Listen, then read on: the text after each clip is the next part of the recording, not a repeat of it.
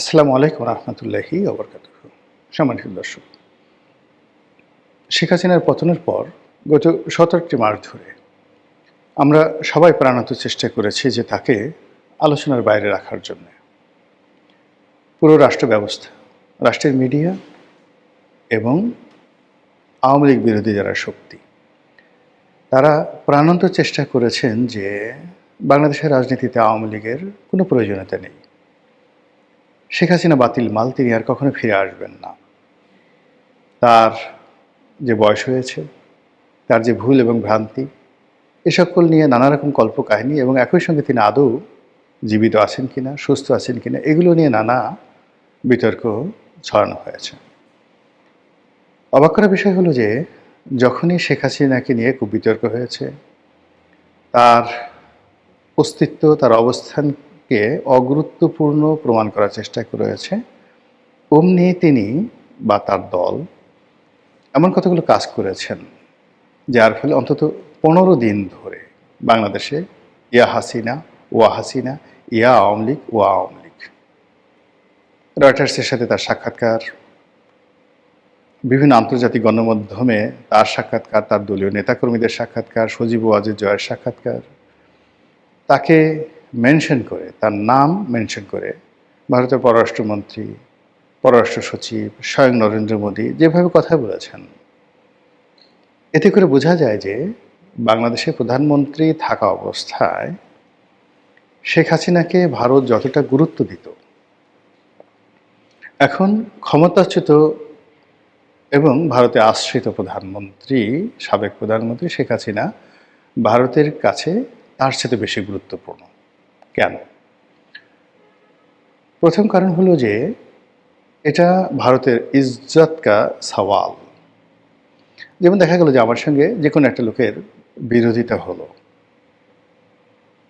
এবং আমি সরাসরি তার সঙ্গে বিরোধিতা করতে গিয়ে পরাজিত হলাম, লাঞ্ছিত হলাম, অপমানিত হলাম, সেটা এক ধরনের বিষয়।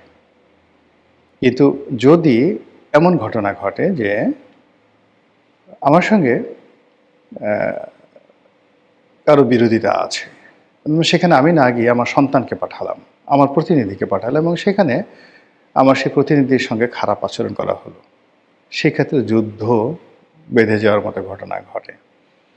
তো ভারতের সঙ্গে বাংলাদেশের যে সম্পর্ক, এই পর্যায়ে এই সম্পর্কের মধ্যে শেখ হাসিনা যখন একটা ইস্যু হয়ে গেছে, এখন শেখ হাসিনার ইজ্জত, শেখ হাসিনার বেঁচে থাকা কিংবা তার মরে যাওয়া, সব কিছুর উপর কিন্তু ভারতের যাকে বলা হয় সফলতা, ব্যর্থতা এবং বাংলাদেশের সঙ্গে ভারতের যে সম্পর্ক, এই সম্পর্কের যাকে বলা হয় স্থায়িত্ব নির্ভর করবে। যেমন ধরুন, এত কিছুর পরেও আমেরিকা কেন ভেনেজুয়েলার প্রেসিডেন্টকে ধরে নিয়ে আসলো? এত কিছুর পরেও তারা লিবিয়াকে তছনছ করে দেওয়ার পরেও কেন লিবিয়াতে মার্কিন উপস্থিতি এখনও প্রবল? যুদ্ধরত পক্ষগুলোকে কেন ২ হাতে তারা টাকা দিচ্ছে? শক্তিশালী রাষ্ট্রগুলোর ১ নম্বর অস্ত্র হলো তারা যে শক্তিশালী এটা প্রমাণ করা। ২ নম্বর হলো তারা যেটা চায় সেটা তারা করতে পারে। ৩ নম্বর হলো যে তারা কথা দিয়ে কথা রাখে এবং যাকে তারা আশ্রয় দেয় শেষ পর্যন্ত তাদের সঙ্গে তারা থাকে। আপনি চিন্তা করুন যে সেই ৪০-এর দশক থেকে ইরানের রাজনীতিতে রেজা শাহ পাহলভির সঙ্গে বা এই পরিবারের সঙ্গে আমেরিকার যে সম্পর্কটি, সেই সম্পর্কটি এখনও চলমান। যে রেজা শাহ পাহলভিকে হটিয়ে ইরানে বিপ্লব ঘটানো হয়েছিল, সেই রেজা শাহ পাহলভির বাবার সঙ্গে তাদের সম্পর্ক ছিল। পরবর্তীতে রেজা শাহ পাহলভির সঙ্গে সম্পর্ক হয়েছে। রেজা শাহ পাহলভি একবার ক্ষমতাচ্যুত হয়েছেন, আমেরিকাতে আশ্রয় নিয়েছে, আমেরিকা আবার তাকে কাউন্টার কু ঘটিয়ে তাকে ক্ষমতায় বসিয়েছে। এরপর দীর্ঘকাল তিনি ক্ষমতায় ছিলেন। ১৯৭৯ সনে তিনি আবার ক্ষমতাচ্যুত হন, তার পরিবারকে আশ্রয় দেয় এবং তার সন্তান রেজা শাহ পাহলভির সন্তানকে আবার ক্ষমতায় বসানোর জন্য বিলিয়ন বিলিয়ন ডলার আমেরিকা খরচ করছে। এটাই হলো সাম্রাজ্যবাদী শক্তির একটা ইতিহাস। অতীতের একটা খুব বিখ্যাত ঘটনা বলি। যেমন ভারতের সম্রাট বাবরের পুত্র হুমায়ুন তিনি শের শাহের কাছে পরাজিত হয়ে পারস্যে আশ্রয় গ্রহণ করলেন। পারস্যের সঙ্গে কিন্তু তখনও ভারতের ওইরকম কোনো বন্ধুত্ব বা এরকম স্বার্থ ছিল না। একসময় পারস্যের নাদির শাহ পরবর্তীতে বাংলাদেশ মানে ভারত আক্রমণ করে তিনি এখান থেকে সেই ময়ূরসিংহাসন নিয়ে গিয়েছিলেন, সেটা পরের ব্যাপার। কিন্তু ওই যে মুঘল জমানার ওই সময়টাতে দিল্লির সঙ্গে আসলে পারস্যের কোনো সম্পর্ক ছিল না। কিন্তু পারস্যের যে সমস্যাটা ছিল আফগানিস্তানের সঙ্গে, আফগানিস্তানের কান্দাহার এবং অন্যান্য যে এলাকা কাবুল, কান্দাহার, এই পুরো আফগানিস্তানের শাসনভার ছিল বাবরের আর এক সন্তান মির্জা হিন্দালের উপরে। তো হুমায়ুন যখন সেই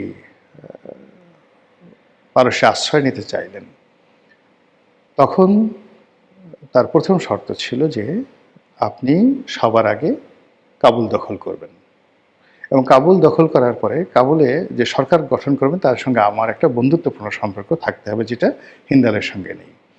দ্বিতীয়ত হলো যে আমার যে সৈন্যবাহিনী সেটা নিয়ে আপনি ভারতবর্ষ আক্রমণ করবেন। এবং এই শর্তে দেখুন সেই পারস্যের যে সম্রাট তিনি দীর্ঘকাল হুমায়ুনকে আশ্রয় দিলেন, এবং সেই তাদের সাহায্য নিয়ে হুমায়ুন আবার ভারতবর্ষ পুনরুদ্ধার করলেন বহু বছর পরে। আর সেই সাম্রাজ্য প্রায় ৩০০ বছর ভারত শাসন করল। তো এই হলো সাম্রাজ্যবাদী শক্তিদের একটা, যাকে বলা হয়, ইতিহাস। পিতা পরাজিত হয়, সন্তান সেটা সেই লিগাসি ধারণ করে। এক রাজা মানে যেমন পারস্য সম্রাট দারায়ুস, সাইরাস। তো সাইরাস ব্যাবিলন সম্পর্কে যে সিদ্ধান্ত নিয়েছিলেন, তারপর গ্রিস সম্পর্কে যে সিদ্ধান্ত নিয়েছিলেন, পরবর্তীতে তার উত্তরসূরি, তার আত্মীয় এবং মেয়ের জামাই দারায়ুস, তিনি সেই যুদ্ধগুলো চালিয়ে নিয়ে গেলেন, কিন্তু তিনি পারেননি। পরবর্তীতে তার ছেলে জার্কশেস তিনি সেটা সফল হলেন। তো এইভাবে আসলে পররাষ্ট্র নীতিগুলো, সাম্রাজ্যবাদী শক্তিগুলোর যে ধারাবাহিকতা কাউকে সমর্থন করার, সেটা থেকে যায়। তো ভারত যেহেতু এখন এই এশিয়াতে একটা সাম্রাজ্যবাদী শক্তি, সেই সাম্রাজ্যবাদী শক্তি শেখ হাসিনাকে আশ্রয় দিয়েছে বুঝে শুনে এবং চিন্তা ভাবনা করে। আর এখন তাকে যেভাবে তারা আশ্রয় দিয়েছে, যেভাবে তারা প্রোটোকল দিচ্ছে, যেভাবে তার পিছনে বিনিয়োগ করছে, এটা কেবলমাত্র শেখ হাসিনাতে থেমে থাকবে না। এটি আওয়ামী লীগের অন্যান্য নেতা, আওয়ামী লীগের সংগঠন, শেখ হাসিনার পরবর্তী বংশধর সবার প্রতি এই জিনিসটা চলতে থাকবে। যতদিন পর্যন্ত বাংলাদেশে তাদের স্বার্থ থাকবে, সংশ্লিষ্ট থাকবে, তারা কোনো অবস্থাতেই তাদের এই আশীর্বাদ, আওয়ামী লীগের উপর থেকে আশীর্বাদ তারা তুলে নেবে না। উদাহরণ হিসেবে জাতীয় পার্টির কথা চিন্তা করেন। বাংলাদেশে যারা ভারতের সঙ্গে আসলে ট্রাস্ট দিয়ে একটা বন্ধুত্বপূর্ণ সম্পর্ক গড়তে পেরেছিলেন, তাদের মধ্যে এক নম্বর ছিলেন হোসেন মোহাম্মদ এরশাদ। তো ভারত যখন দেখলো যে হোসেন মোহাম্মদ এরশাদকে আসলে ক্ষমতায় রাখা যাচ্ছে না, কিন্তু তারা কিন্তু হোসেন মোহাম্মদ এরশাদকে ছেড়ে দেয়নি, এবং 1991-এ তারা মানে বিএনপি সরকারের সাথে প্রাণান্ত চেষ্টা করেছে হোসেন মোহাম্মদ এরশাদকে একটা রিল্যাক্স দেওয়ার জন্য। তো ব্যক্তি হোসেন মোহাম্মদ এরশাদের প্রতি বেগম জিয়ার একটা ক্ষোভ ছিল, ক্রোধ ছিল, এই কারণে তাকে কারামুক্ত করা যায়নি। কিন্তু জাতীয় পার্টিকে রাজনীতি করার জন্য কিন্তু ভারত একটা স্পেস করে দিয়েছিল, এবং ওটা আজকের দিন পর্যন্ত অব্যাহত আছে। এমনকি যে এই নির্বাচনে জাতীয় পার্টি যে অংশগ্রহণ করলো, এটা তো মূলত ভারতের নির্দেশে অন টেস্ট কেস করেছে। তারা জানে যে ফলাফল এরকমই হবে, যে ফলাফল হয়েছে এটা এরকমই হবে, এটা ভারতও জানে, জাতীয় পার্টি জানে। কিন্তু রংপুরের মতো জায়গাতে জাতীয় পার্টি একটা সিট পাবে না, এটা ভবিষ্যতে যখন বাজানো হবে তখন এই পুরো নির্বাচনের যে ইঞ্জিনিয়ারিং নিয়ে যে কথাবার্তা হচ্ছে, সেই ইঞ্জিনিয়ারিংগুলো নিয়ে প্রচুর আগামীতে কথাবার্তা হবে, এবং এটার জন্য ইঞ্জিনিয়ারিং যারা নায়ক মহানায়ক তাদেরকে কিন্তু যথেষ্ট বেগ পোহাতে হবে। তো যেটা বলছিলাম যে ভারত বা অন্য যে কোনো সাম্রাজ্যবাদী শক্তি, ইভেন ইংল্যান্ড, তারা যখন কারোর সাথে সম্পর্ক স্থাপন করে, এটা দীর্ঘমেয়াদে এই সম্পর্কটা তারা কিন্তু কন্টিনিউ করে। তো সেই দিক থেকে শেখ হাসিনার সঙ্গে ভারতের যে সম্পর্ক, এটি কোনো অবস্থাতেই অবনত হওয়ার বা এটি শেষ হওয়ার সম্ভাবনা একেবারে নেই, জিরো। অধিকাংশ যেটা মনে হচ্ছে যে আগামীতে যারাই রাজনীতি করবেন, সেটা জামাত করুক, বিএনপি করুক, তারা যদি ভারতের সাথে সম্পর্ক স্থাপন করতে চায়, সেই সম্পর্কের ক্ষেত্রে প্রিকন্ডিশন হবে আওয়ামী লীগের রাজনীতি পুনর্বাসিত করা এবং শেখ হাসিনার ব্যাপারে যতটা সম্ভব লিবারেল হওয়া। এবং এটা ছাড়া দীর্ঘমেয়াদে ভারতের সাথে তারেক রহমান সাহেব বলেন কিংবা শফিকুর রহমান বলেন, কেউ সম্পর্কটা স্বাভাবিক করতে পারবেন না। এবং এই যে দেখেন, রাজনীতিতে একটা ধারা যে কোনো রাজনীতি শেষ হয় না। যদি রাজনীতি শেষ হওয়ার কোনো লক্ষণ থাকতো, সেক্ষেত্রে তারেক রহমান সাহেবের উপর গত 17 বছরে যে জুলুম চলেছে, যে অত্যাচার চলেছে, সেক্ষেত্রে তারেক রহমান সাহেবের টিকে থাকার কথা না, কিন্তু তিনি টিকে আছেন। তিনি সেই 17 বছর পরে আবার ফিরে এসেছেন এবং আবার রাজনীতিতে পুনর্বাসিত হয়েছেন। কাজেই আওয়ামী লীগ শেষ হয়ে যাবে এবং কোনো রাজনীতি হবে না ইত্যাদি ইত্যাদি যে সমস্ত বিষয় রয়েছে, এটা হওয়ার নয়। কাজেই এই যে বর্তমান পরিবেশ পরিস্থিতি তৈরি হচ্ছে, সেখানে এই যে নতুন সরকার গঠন হবে, মন্ত্রিপরিষদ গঠন হবে, তারেক রহমান সাহেবকে নিয়ে যে ধরনের একটা এই মুহূর্তে উৎসাহ উদ্দীপনাটা স্বাভাবিক। জাস্ট 15 ডেজ, 15 দিন এইভাবে চলবে। 15 দিন পরে দেখবেন যে জামাত তার স্বরূপে আবির্ভূত হয়েছে।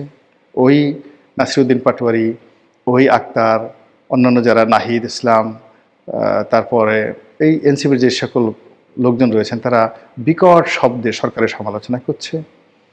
আওয়ামী লীগ আবার হুঙ্কার দিচ্ছে এবং রাজনীতির ময়দান আবার গরম হয়ে যাচ্ছে। আর যত গরম হবে, শেখ হাসিনার যে উপস্থিতি, প্রয়োজনীয়তা ততটা অনিবার্য হয়ে পড়বে ভারতের কাছে এবং বাংলাদেশের কাছে। মহান আল্লাহ আমাদের সবাইকে হেদায়েত দান করুন এবং হেফাজত করুন। আসসালামু আলাইকুম রহমতুল্লাহি ওয়া বারাকাতুহু।